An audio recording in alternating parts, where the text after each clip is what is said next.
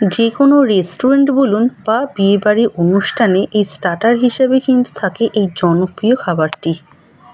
আর এই জনপ্রিয় খাবারটির নাম হচ্ছে গোল্ডেন ফ্রাইড প্রন। রেসিপিটি বাড়িতে বানাতে খুবই কম উপকরণ এবং কম সময়ে কিন্তু বানিয়ে ফেলতে পারেন। স্টেপ বাই স্টেপ আপনারা দেখতে থাকুন। এই গোল্ডেন ফ্রাইড প্রন বানানোর জন্য ঠিক এরকমই বড় সাইজের চিংড়ি মাছ লাগবে। প্রথমে চিংড়ি মাছের মাথাটা আমি কেটে বাদ দিয়ে নেব। এরপর ছুরির সাহায্যে পাগুলো ঠিক কেটে আমি বাদ দিয়ে দেবো এবং চিংড়ির গায়ে যে খোসাটা সেটা আমি পুরোপুরি বাদ দিয়ে দেবো, শুধুমাত্র লেজের দিকটা রেখে দিয়ে।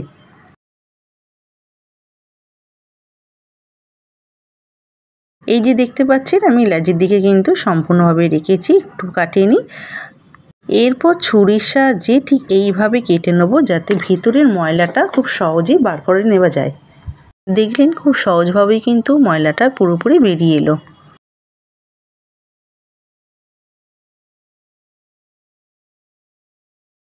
এরপর সেমভাবে পিঠের অংশটাও ছুরির সাহায্যে একটু কেটে নিতে হবে যাতে ময়লাটা খুব সহজেই বেরিয়ে আসে। এই যে খুব সহজেই ময়লাটা কিন্তু বেরিয়ে এলো। এরপর একটি ছুরির সাহায্যে ঠিক আলতো করে কেটে নিতে হবে। খুব বেশি প্রেসার দিয়ে কাটা যাবে না, নাহলে কিন্তু দু টুকরো হয়ে যেতে পারে। তাই খুব আস্তে আস্তে ধরে সময় ধরে কিন্তু একটু চিড়ে নিতে হবে। এর ফলে কিন্তু চিংড়ি মাছ যে গুটিয়ে যাবার ব্যাপার থাকে সেটা কিন্তু হবে না। ঠিক এইভাবে ধরে ধরে কিন্তু চিড়ে নিতে হবে। সেমভাবে আমি আরেকটি চিংড়ি মাছ কেটে দেখিয়ে দিচ্ছি। রেসিপিটি কিন্তু খুবই সহজ, যা একটু কেটে ধোয়া বাছাটাই যে একটু সময়টা লাগে। নইলে কিন্তু রান্নাটি খুবই সিম্পল এবং খুবই সহজ পদ্ধতিতে করা যায়, সেটা আপনারা দেখলেই বুঝতে পারবেন। সেমভাবে কিন্তু আমি ছুরির সাহায্যে এইভাবে ভেতরের ময়লাগুলো আমি কেটে হাত দিয়ে বার করে নেব।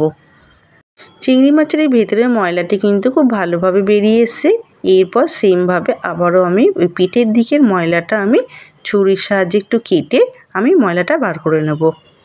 এরপর সেমভাবে কিন্তু ছুরির সাহায্যে এইভাবে গাগুলো একটু ছিঁড়ে নেব যাতে চিংড়ি মাছটা ভাজার সময় লম্বাই থাকে, কোনো রকমভাবে যাতে গুটিয়ে না যায়। সমস্ত চিংড়ি মাছগুলো আমার এখানে কেটে ধুয়ে বেছে নেওয়া হয়ে গেছে। এরপর ম্যারিনেটের জন্য আমি দিয়ে দেবো 1 চামচ আদা রসুন বাটা, পরিমাণ মতো নুন, লেবুর রস আর দিয়ে দেবো গোলমরিচ গুঁড়ো। এই সব কিছু দিয়ে খুব ভালো করে চিংড়ি মাছগুলোর সাথে ম্যারিনেট করে রাখবো 30 মিনিট মতন।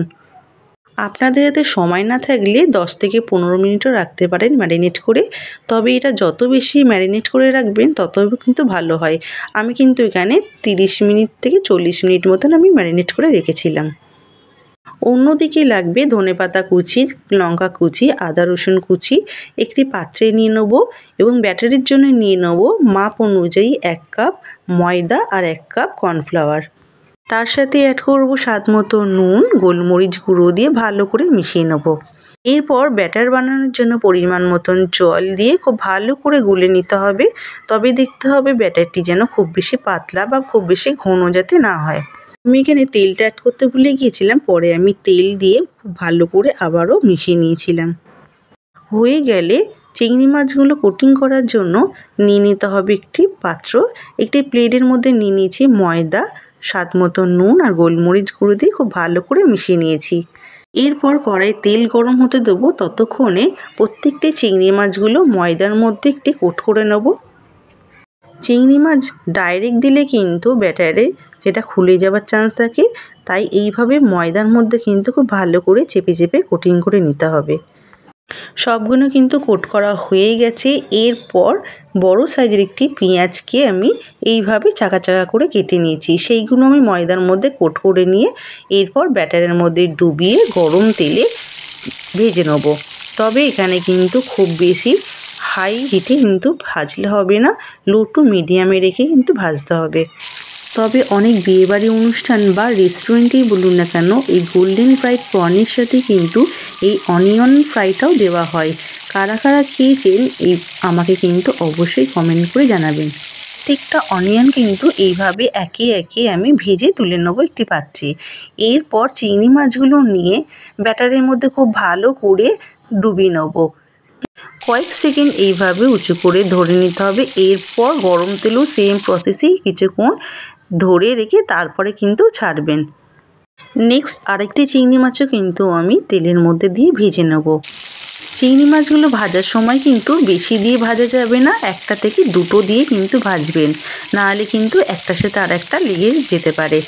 এই চিংড়ি মাছগুলো ভাজার সময় কিন্তু লো টু মিডিয়ামে রেখে ভাজবেন, নাহলে কিন্তু ভেতরে কাঁচা থেকে যাবে আর উপরে কিন্তু ভাজা হয়ে যাবে যদি হাই ফ্লেমে ভাজা হয়।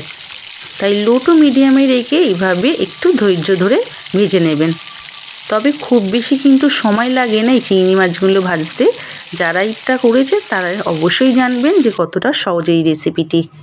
বাকি চিংড়ি মাছগুলো কিন্তু আমি সেম প্রসেসেই সেমভাবে কিন্তু আমি গরম তেলে ভেজে তুলে নেব। তবে এই সময় বলে রাখি, আমার এই রেসিপিটি যদি ফেসবুক থেকে দেখে থাকেন তাহলে ফলো করে দেবেন, আর ইনস্টাগ্রাম থেকে দেখে থাকলে লাইক ও শেয়ার করে দেবেন। ব্যাটারি ডোবানোর পর যেমন সুন্দর লাগছে তেমনি কিন্তু ভেজে নেবার পর কিন্তু আরও সুন্দর লাগছে।